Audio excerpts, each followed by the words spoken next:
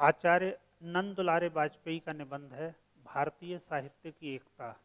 इसमें वाजपेयी जी ने भारतीय साहित्य को लेकर अनेक प्रश्न उठाए हैं। उन्होंने भारतीय साहित्य की एकता का प्रश्न बहुत प्रमुखता से, प्रभावशाली ढंग से पाठकों के समक्ष रखा है।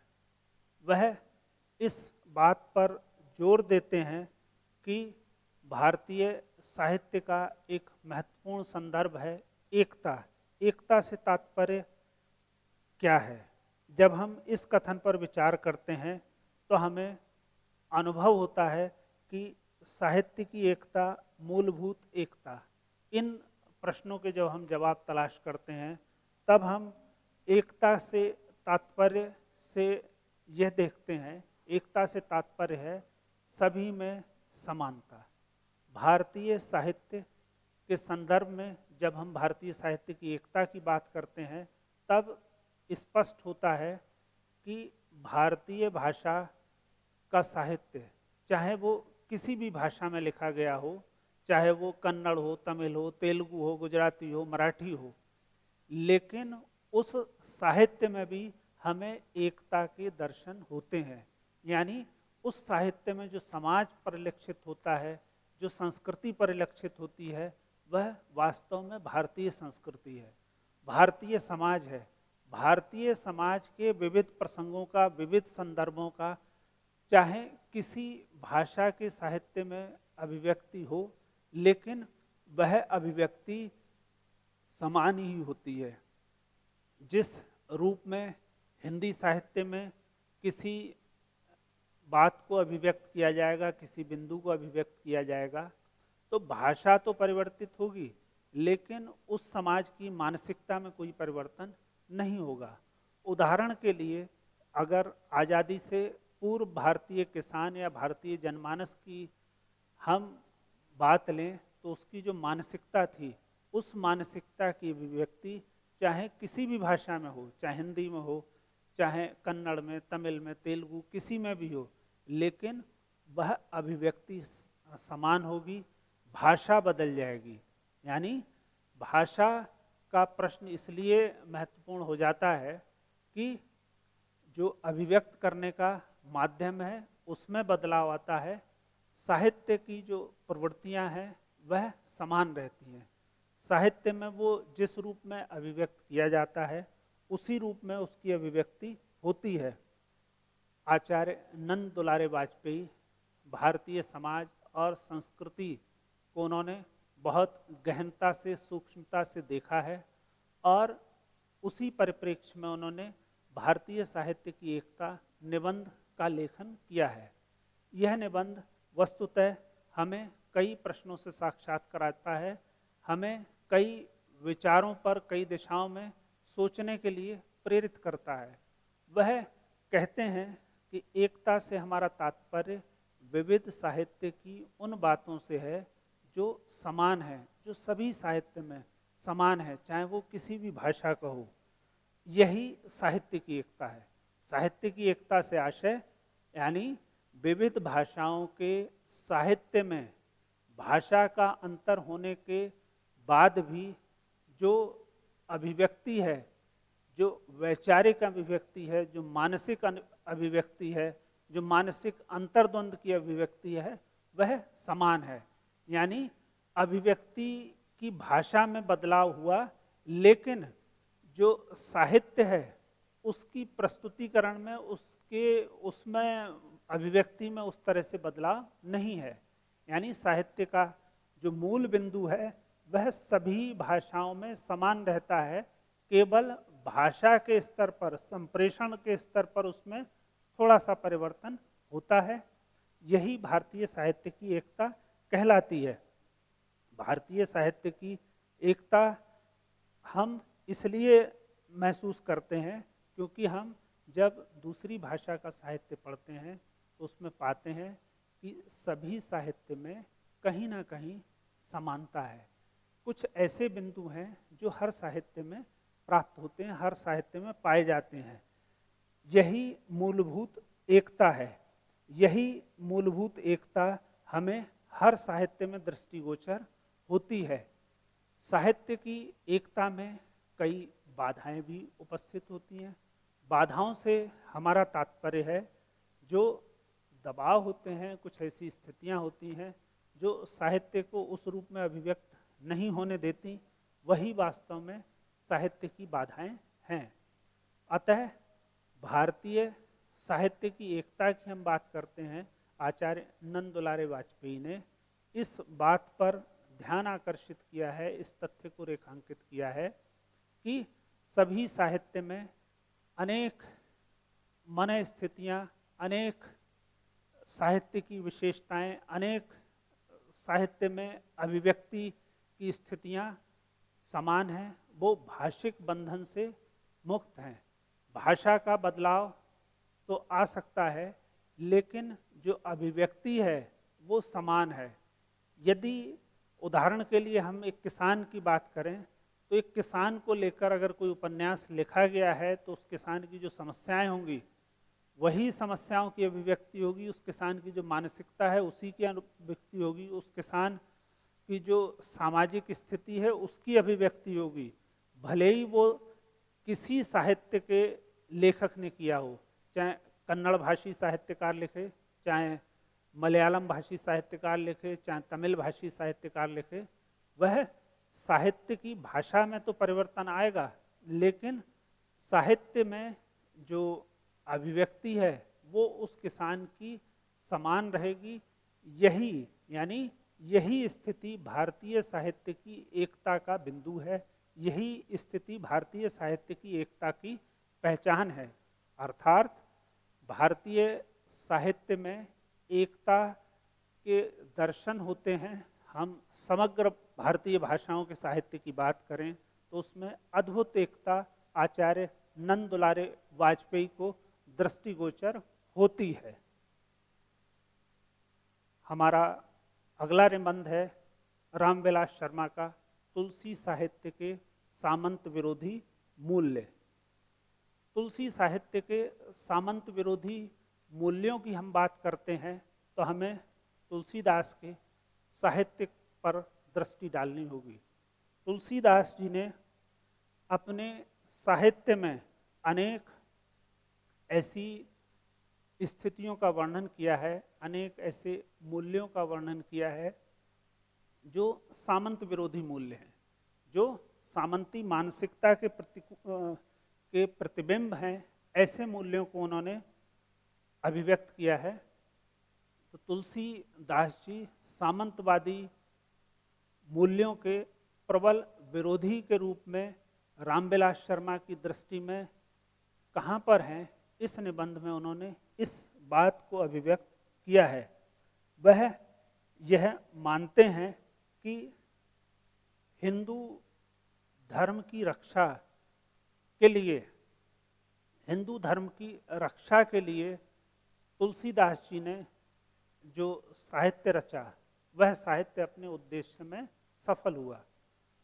रामचरितमानस के माध्यम से तुलसीदास ने भारतीय समाज को एक ऐसा भक्ति ग्रंथ दिया जिसने पूरे देश को एकता के सूत्र में पिरो दिया।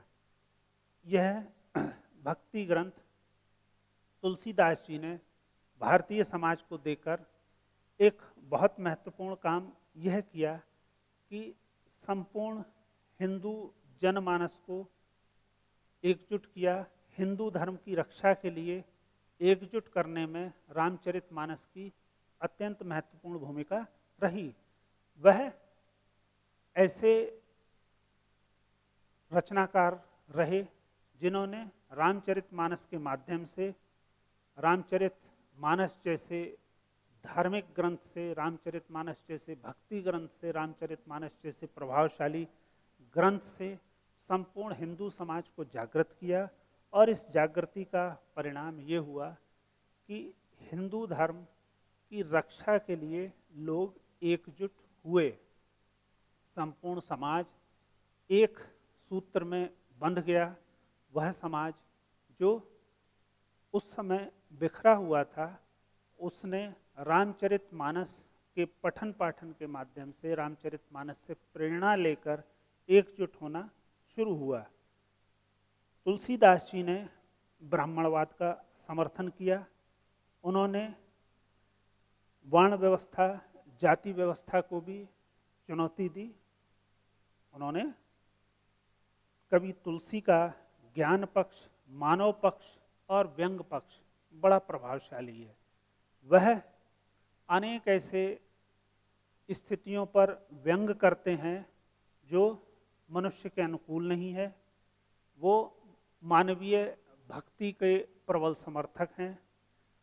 उनके संपूर्ण साहित्य में अद्भुत ज्ञान के दर्शन होते हैं। रामचरितमानस की एक एक चौपाई अपने दार्शनिक तत्वों की वजह से पहचानी जाती है। दर्शन का अद्भुत समन्वय उनके इस ग्रंथ में है। रामचरितमानस के माध्यम से उन्होंने संपूर्ण समाज को एक ऐसी कृति दी जो उनको प्रेरणा जगाती है, सामाजिक जनजीवन में आगे बढ़ने की, उन्नति करने की प्रेरणा देती है। तुलसी के साहित्य में जो सामंत विरोधी मूल्य हैं वह भी स्थापित हैं। उन्होंने अनुकूल और प्रतिकूल दोनों मतों को कहीं ना कहीं उसमें अभिव्यक्त किया है। वह नारी की स्थिति को भी अभिव्यक्त करते हैं। ढोल गंवार शूद्र पशु नारी सकल ताड़ना के अधिकारी जैसी पंक्तियों के माध्यम से वह समाज में नारी की स्थिति को अभिव्यक्त करते हैं। उनकी मान्यता है कि नारी के प्रति जो दृष्टिकोण है वह सामाजिक दृष्टिकोण कहीं ना कहीं नारी को जागरूक होना चाहिए। नारी में जागरूकता आवश्यक है। इसीलिए तुलसीदास जी ने अनेक प्रसंगों में नारी की स्थिति को उस रूप में प्रस्तुत किया है। वह वर्ण और जाति संबंधी विचारों को भी रेखांकित करते हैं। कवि तुलसी मानवीय भावनाओं के, मानवीय सरोकारों के विषय में भी अपने विचार रखते हैं। ऐसी स्थितियां जो समाज में विडंबनाएं हैं, विरोध है या दूसरी चीज़ें हैं, उन पर भी वह अपने मत व्यक्त करते हैं। वह तुलसी साहित्य के सामंत विरोधी मूल्य में रामविलास शर्मा अत्यंत प्रभावशाली तरीके से अपने विचारों को अभिव्यक्त करते हैं। वह विचार के स्तर पर तुलसी साहित्य का विश्लेषण करने में भी समर्थ हुए हैं। उन मूल्यों को भी उन्होंने रेखांकित किया है जो सामंत विरोधी हैं। तुलसी साहित्य को आलोचनात्मक दृष्टि से देखते हुए उन्होंने अपने विचार इस निबंध में रखे हैं। और इस निबंध के विविध पक्षों में जब हम परिलक्षित प्रसंगों को देखते हैं तब हम पाते हैं कि तुलसी के साहित्य का बहुत सहज विश्लेषण रामविलास शर्मा ने इस निबंध के माध्यम से किया है। हमारा अगला निबंध है कुबेरनाथ राय का निषाद बांसुरी। निषाद बांसुरी कुबेरनाथ राय का अत्यंत महत्वपूर्ण निबंध है। वस्तुतः निबंध किसी भी विषय पर विचार करना है, किसी भी विषय पर वैचारिक दृष्टिकोण प्रस्तुत करना वह निबंध है। निषाद एक ऐसा शब्द है जो सब जिससे परिचित हैं। निषाद का प्रसंग प्रारंभ से लेकर महर्षि वाल्मीकि की रामायण में भी निषाद का प्रसंग था और रामचरितमानस में भी निषाद का प्रसंग था। निषाद के विषय में विविध प्रसंगों में कुबेरनाथ राय ने अपने विचारों को अभिव्यक्त किया है। वह चंद्रमाझी का उल्लेख करते हैं जो उनका मित्र है। निषाद गीत, वह निषाद को कृषि का जन्मदाता भी मानते हैं। उन्होंने राम कथा के संदर्भ में भी निषाद के महत्व की विवेचना की है, विश्लेषण किया है। इसीलिए इस निबंध का नाम निषाद बांसुरी रखा गया है, क्योंकि निषाद से जुड़े विविध पक्षों को कुबेरनाथ राय ने इस निबंध में अभिव्यक्त किया है। वस्तुतः कुबेरनाथ राय के इस निबंध में जब हम निबंध कला की दृष्टि से इसका विश्लेषण करते हैं तो हम पाते हैं यह निबंध वास्तव में अत्यंत महत्वपूर्ण है। निबंध की जो भाषा है वो सहज है, छोटे छोटे वाक्यों के प्रयोग से इस निबंध की रचना की गई है। भाषा सहज और ग्राह्य है। संप्रेषणीयता इस निबंध की पहचान है। निबंध निषाद पर केंद्रित है। निषाद बांसुरी निबंध निषाद गीत और निषाद को कृषि जन्मदाता के रूप में रेखांकित करने का प्रयास है। यह कहीं ना कहीं अवतारवाद का भी समर्थन करता है। राम कथा में एक प्रसंग भगवान राम और निषाद का भी है। कुबेरनाथ राय ने उस प्रसंग को भी अपने इस निबंध में उठाया है। उस प्रसंग को भी इस निबंध में उन्होंने रेखांकित किया है। उन्होंने यह भी बताने की कोशिश की है कि किस प्रकार भगवान राम और निषाद के मध्य जो है वार्तालाप हुआ। उस समय का संपूर्ण प्रसंग उन्होंने इस निबंध में उद्धृत करने का प्रयास किया है। कुबेरनाथ राय की विशेषता है कि वह सहज भाषा शैली से अपने निबंध की रचना करते हैं। उनकी भाषा सरल, सहज, ग्राह्य और संप्रेषणीय होती है। जिस भाषा को वह पाठकों तक पहुंचाते हैं वह क्लिष्ट नहीं होती, वह सहज होती है। उनकी शैली है कि निबंधों में अनेक प्रकार के प्रसंग वह उद्धृत करते चलते हैं। इससे उनके निबंधों में विविधता के साक्षात्कार होता है। विविधता उनके निबंधों में दृष्टिगोचर होती है। निषाद बांसुरी इसका अत्यंत महत्वपूर्ण उदाहरण है। निषाद बांसुरी में कुबेरनाथ राय ने ऐसे प्रसंग उठाए हैं जो विविध संदर्भों में हैं। वह चाहे रामकथा से जुड़े हों, चाहे निषाद को कृषि जन्मदाता मानने से जुड़े हों, किसी भी रूप में जुड़े हों, लेकिन वह उन प्रसंगों के माध्यम से वह निषाद के विषय में पाठकों को कई नई जानकारियां देते हैं। ऐसे प्रसंग उठाते हैं जो उससे पूर्व नहीं उठाए गए और उससे पूर्व उन पर चर्चा नहीं हुई। वास्तव में निषाद बांसुरी कुबेरनाथ राय का अत्यंत महत्वपूर्ण निबंध है।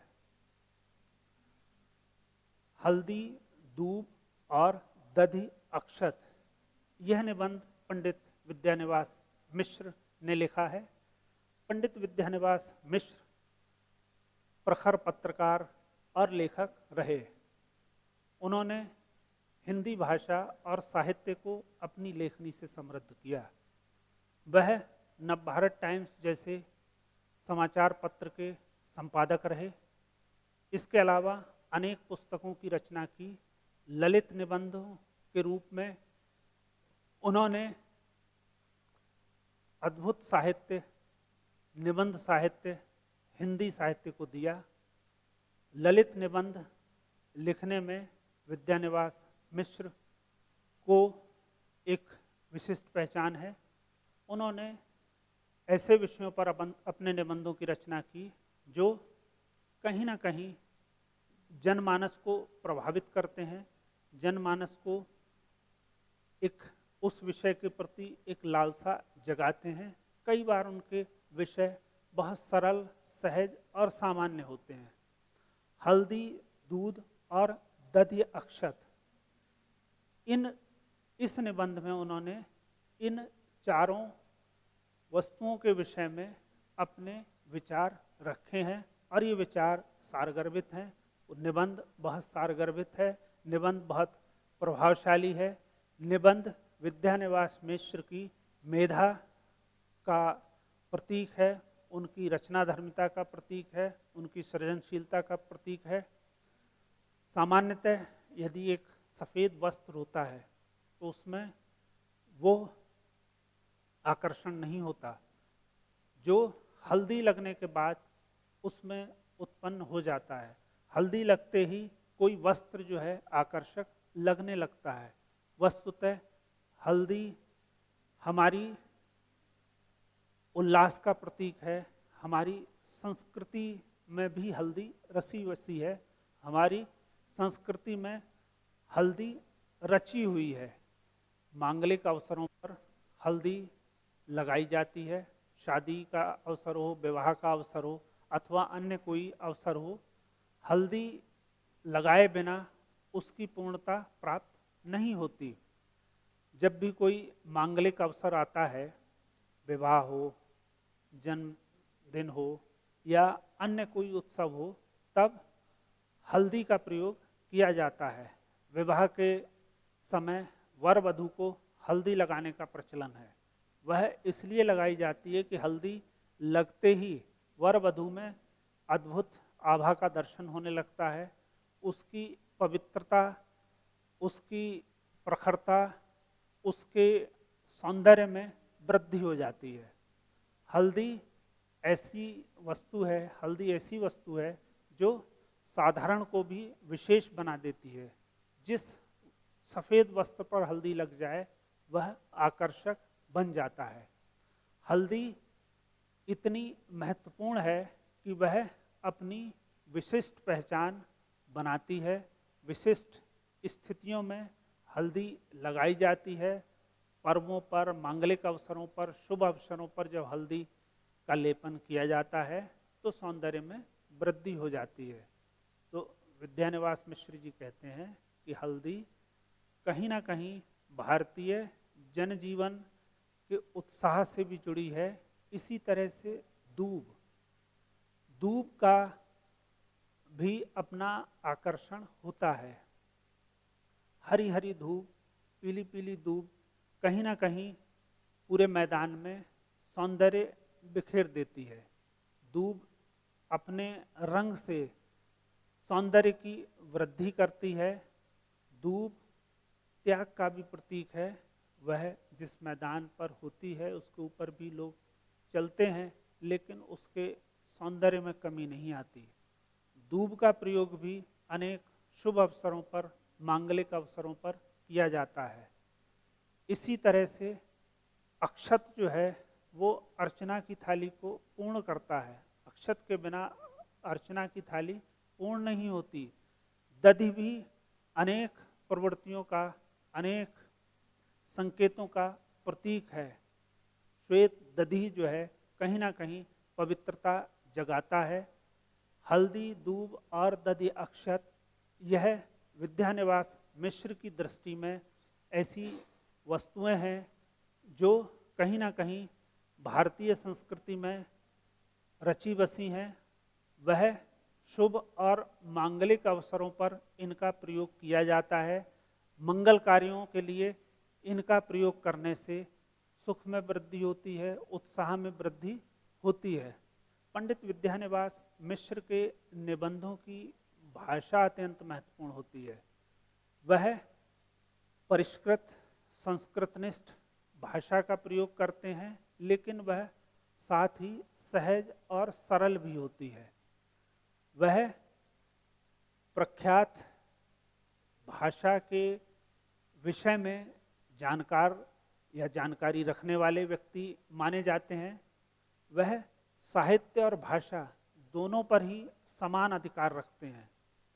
साहित्य में वह वैचारिक संदर्भ की दृष्टि से महत्वपूर्ण होते हैं और उस साहित्य को अभिव्यक्त करने के लिए वो जो भाषा चुनते हैं, जिस भाषा को उन्होंने अपने निबंधों में प्रस्तुत किया है, वह भाषा उनकी विद्वता, उनकी मेधा, उनकी सृजनशीलता को अभिव्यक्त करती है।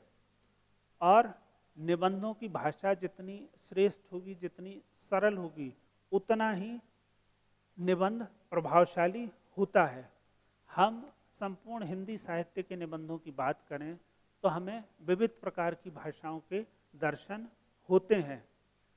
अगर कुबेरनाथ राय के निबंधों की भाषा की बात करें तो वो भाषा और विद्यानिवास मिश्र की निबंधों की भाषा की बात करें तो उस भाषा में थोड़ा सा अंतर है। आचार्य रामचंद्र शुक्ल के निबंधों की भाषा अलग है, लेकिन सभी निबंधकारों में निबंध के प्रति जो दृष्टिकोण है वह ऐसा है जिससे विचारों का संप्रेषण प्रखरता से हो। जो बात, जो विचार वो कहना चाह रहे हैं वह विचार पूरे प्रभाव के साथ वो कह पाएं, यही उनका प्रयास है, यही उनका उद्देश्य है। और इस उद्देश्य की पूर्ति में निबंधकारों की अत्यंत महत्वपूर्ण भूमिका रही है। निबंधकार सदैव से इस बात को लेकर चिंतित रहे हैं कि निबंध विधा को और प्रभावशाली बनाया जाए, क्योंकि भारतेंदु काल से लेकर आज तक निबंध ऐसी विधा है जो अपना पूरा प्रभाव पाठकों पर बनाए हुए है। भारतेंदु काल में इस निबंध विधा का प्रारंभ हुआ। वस्तुतः पत्रकारिता से ही निबंध विधा का प्रादुर्भाव माना जाता है। भारतेंदु हरिश्चंद्र ने निबंध लिखे, उसके बाद महावीर प्रसाद द्विवेदी के युग में निबंधों की रचना हुई। उसके बाद स्वातंत्र्योत्तर युग में भी निबंध उसी प्रकार से लिखे जा रहे हैं। आधुनिक निबंधकारों में कई नाम ऐसे हैं जिन्होंने अपने निबंध से पाठकों को या हिंदी साहित्य को प्रखरता से समृद्ध किया है। इस निबंध रचना के पीछे उनकी भाषा शैली भी शामिल है, उनका प्रस्तुतिकरण भी शामिल है, उनकी वैचारिक अभिव्यक्ति भी शामिल है। वस्तुतः निबंध में सर्वाधिक महत्वपूर्ण होते हैं विचार। विचार जितना सार्थक, सटीक और प्रभावशाली होगा, निबंध उतना ही प्रभावशाली हो जाएगा। और इस निबंध के प्रभाव में वृद्धि करती है भाषा। भाषा विषय के अनुरूप होनी चाहिए। हम हिंदी निबंधकारों की भाषा की बात करें तो चाहे विद्यानिवास मिश्र की भाषा हो या आचार्य शुक्ल की भाषा, तो जिस तरह का विषय उन्होंने चुना है उस विषय के अनुरूप ही उन्होंने भाषा के माध्यम से उसे अभिव्यक्त किया है। और ये भाषा निबंध की विधा को समृद्ध करती है, निबंध की विधा को महत्वपूर्ण बनाती है और उन्हें कहीं ना कहीं निबंध के विषय में अपने विचारों को, अपनी मेधा को, अपनी सृजनशीलता को आगे बढ़ाने में सहायक सिद्ध होती है। विषय के अनुरूप ही शैली होती है। कई बार छोटे छोटे शीर्षकों का भी निबंध में प्रयोग किया जाता है और कई बार बिना शीर्षक के भी हम कोई निबंध की अभिव्यक्ति कर पाते हैं। निबंध में उपशीर्षक है या नहीं यह महत्वपूर्ण नहीं है, महत्वपूर्ण यह है कि विचार किस तरह से प्रस्तुत किया गया है। हम सभी निबंधकारों को अगर देखते हैं प्रारंभ से आज तक, तो उसमें विचार तत्व, भाषा शैली और प्रस्तुतिकरण सबसे महत्वपूर्ण होता है। इसी के साथ आधार पर किसी निबंध की रचना होती है। हल्दी, दूब और दधि अक्षत विद्यानिवास मिश्र का ऐसा निबंध है जिस निबंध में उन्होंने इन चार के विषय में, चार वस्तुओं के विषय में विविध प्रकार से अपने विचारों को अभिव्यक्त किया है। इन वस्तुओं की महत्ता को रेखांकित किया है, सांस्कृतिक चेतना को रेखांकित किया है, भारतीय समाज में इनका जो महत्व है उसे रेखांकित किया है। इसके साथ ही उन्होंने जो इनकी भारतीय समाज में महत्ता है उसको भी रेखांकित किया है।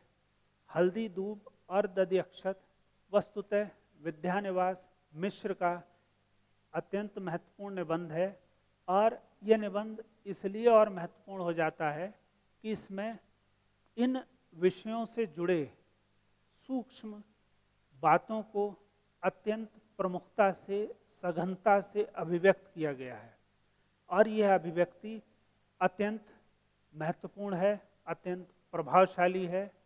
इस दृष्टि से यह निबंध महत्वपूर्ण है।